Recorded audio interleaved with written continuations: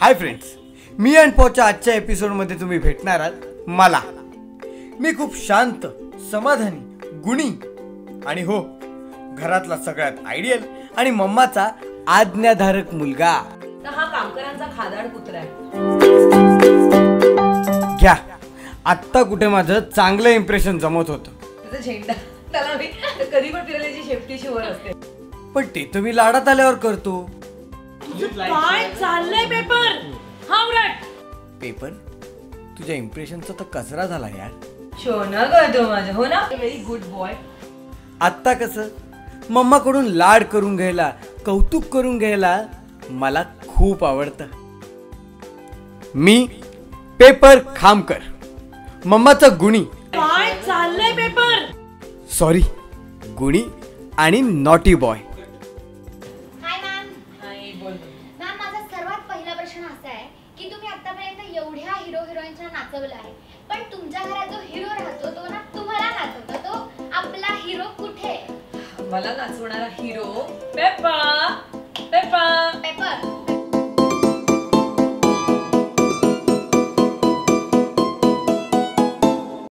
Paper म्हणजे काळी मिरी ना? एक काळी मिरी.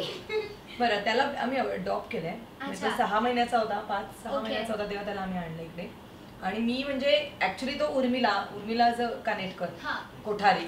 उर्मिला माझी खूप जवळची मैत्रीण आहे आणि तिला असं खूप वाटायचं की आसमा एकटी आहे तर तुझ्याकडे एक कुत्रं पाहिजे, एक भुबू पाहिजे, कारण ती स्वतः कुत्र्यांमध्ये वाढली लहानपणापासून. म्हणून तिने खूप उत्साहात हा घ्यायचं करत. मग आम्ही जरा माहितीला म्हणतो काय घेऊ नकोस, आपण अडॉप्शनची माहिती करूयात. आणि आम्हाला एके ठिकाणी कळलं की एक पिल्लू आम्हाला बीगल हवं होतं, कारण ते छोटंसं आहे, मॅनेजेबल आहे. म्हणजे एक तर कुत्र्याची मला सवय नाहीये, त्यामुळे हे जेव्हा पिलू घरात आलं तेव्हा म्हणजे तो आहे त्याच्यामध्ये थोडासाच लहान होता अजून आणि ह्याच्यापेक्षा तो अजून काही वाढणार नाही, हे मला एक सुख होतं. आणि मी म्हणजे I am just involve in him, कारण मला सवय नव्हती कुत्र्यांची. म्हणजे मी अशी अशी अशी अशी बसायचे, पाय बी वर करून. आणि आता दिस इज पेपर आता आमच्या घरी आलेला आहे, आमचा super hero. He was your surprise gift. पण मग हा घरात आल्यावर ह्याने काय काय गिफ्ट दिल्या तुम्हाला? हा आसमाचा सरप्राईज गिफ्ट होता. आणि हा घरात आल्यावर दुसऱ्या दिवशी माझा नवरा आउटडोर गेला. त्यामुळे मग पेपर आणि मी एका रूम मध्ये, बेडरूम मध्ये, जिथे मला कुत्र्यांची सवय नाही. आणि मग काही नाही ग, मला असं लक्षात आलं की हा दुसरा मुलगा आहे आता माझा. आणि आसमा बिस्मा काही नाही, मामा माझ्या आणि अमरच्या संघावर ते पिल्लू आता पडले ना. We have to just take his care. आणि बट तो खूप छान जेल झाला, रादर आम्ही खूप छान जेल झालो त्याच्याबरोबर. आणि what else, I just love him. You can see he is a very good boy. Beagles खूप नॉटी असतात असं म्हणतात, they are very hyper. But he is not. आणि कंपॅरेटिव्हली कोण नॉटी, तुमची डॉटर का आसमा? तर आपण तुमच्या डॉटरला पण बोलवूया. सो इंट्रोडक्शन फॉर्मल तुमच्यासाठी खास. दिस is our sensational Phulwa Khamkar, this is Aasma Khamkar and this is Pepper Khamkar. याला म्हणजे अंघोळ आवडते का? त्याला जेव्हा आम्ही इथे पेट केअर सेंटर मध्ये तिकडे घेऊन जातो ना, he loves it. Okay, so he is a mama's boy. He is a good boy. त्याला भूक लागली किंवा काही तो असं येऊन आता बसला ना, तसा बसतो. मी काही बघत असेल तर तो असं पॉ वर करतो आणि त्याच्या हाताने असं असं करून माझ्या वरती चढून असं असं करून माझं लक्ष वेधून घेतो. ते पण नाही केलं तर तो भुंकतो. ओके, म्हणजे तो आता एक सेलिब्रिटीचा पॉ शोभून दिसतो, like he is facing the camera and is like oh my God, now I am the hero and you shoot मी. आणि मी आणि आसमा किंवा मी नाचत असेल कधी किंवा आसमा आमच्याकडे असं काहीतरी चालू असेल तर त्याला काही फरक पडतो, असं असं नाचायला लागला परत. आसमा, तुझं काय याच्याबरोबर bonding? Like you have a brother. असं भाऊ त्रास देतो माहिती आपल्याला, काही करत असताना तसं त्रास देत असतं मला. आणि लाईक असं सू वगैरे काय खालती जायचं असेल की मला उगीच हे करत असतं मी कधी करताना. तो येऊन उभा राहतो सारखा तिच्याकडे आणि तो नसं नाक असं असं असं करून घासत असतो. तिथे घेऊन जायचं आणि खूप त्याला ओरडते. आणि आसमा तुला एक शो करून दाखवणार, पेपर शो. त्यात तो सगळं ऐकतो दिसतं. हाय फाय. गुड.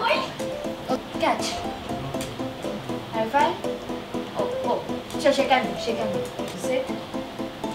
डाऊन. कुठला? गुड. तुम्ही कधी म्हणजे आउट ऑफ गेला शूटला वगैरे तर तुमचं तिकडे मन काय म्हणलं, म्हणजे लाईक पेपर काय करत असेल? हे असतात ना घरी तेव्हा काय वाटत नाही. फक्त आम्ही तिघं बाहेर जेव्हा गेलो होतो तेव्हा आम्ही त्याला एके ठिकाणी ठेवलेलं आणि त्याच्यानंतर त्याचं दात दुखायला लागला आणि he is been sick for 1 or 2 months त्याच्यानंतर. सो असं बाहेर होताना त्याची काळजी वाटते. मी तिकडे त्यांनी खूप छान केअर घेतली, पण त्याने काहीतरी खाल्लं मध्ये आणि कळत नाही कुत्र्यांचं काय होतं. त्यामुळे म्हणून तेव्हाही मी तिला म्हटलेलं की मला I just wanted him to be fit and fine. इतकी सवय झाली ना त्याची आता की तो असा मलूल पडून राहिला की आम्हाला त्रास होतो. मॅम पेपरचा असा इमोशनल किस्सा सांगा ना. लाईक इमोशनल त्याचा नाही म्हणजे माझा किस्सा आहे. एकदा मी खूप दमून आले होते काहीतरी आणि तो असंच तेव्हा ना मी त्याला फटका मारायचे आणि 2 मिनिट थांब हो सांगते. आणि त्याने अशीच एकदा शू केली का काहीतरी केलं का शी केली आणि मी त्याला इतका जोरात फटका मारला आणि मी त्याला लिटरली ना 2-4 बदललं त्या दिवशी. मी कधी जसं खूप पडली आणि मग रात्री मला इतकं वाईट वाटलं कारण ना तो ही बीन सिक बिफोर दॅट आणि त्याला ती इंजेक्शन दिली होती त्याच्यामुळे ती शू त्याला कंट्रोल होत नव्हती. मग त्याच्यानंतर मी त्याला हात नाही लावला म्हणजे मारला तर मी त्याला असं फटका बोल. मॅम बाहेरच्या लोकांना कसा रिॲक्ट करतो म्हणजे आता आपण आम्ही आलो होतो he was very calm like he was smelling everything. मला त्याचीच काळजी वाटते कारण चोर जरी आला ना तरी he is going to be very calm. इकडे माझ्या